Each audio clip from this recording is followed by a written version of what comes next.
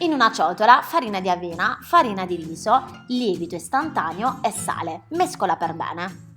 Adesso mettiamo a bollire degli spinaci e appena saranno pronti, mi raccomando, strizzali per bene prima di passarli nel frullatore. Adesso aggiungi il latte di riso e mescola per bene. Aggiungiamo nella ciotola insieme all'aceto e l'olio. Continua adesso a mescolare fino ad ottenere una crema così. Padella antiaderente preriscaldata, fai un cerchietto e cuoci qualche minuto da un lato e dall'altro, fai la stessa cosa con il resto del composto. Io ne ho ottenuti 5, è un'ottima idea per mangiare le verdure quando non ci piacciono tanto prese singolarmente e anche per farle mangiare ai bambini. Puoi provare anche con altre verdure, io ad esempio ho provato la zucca e sono anche buonissimi.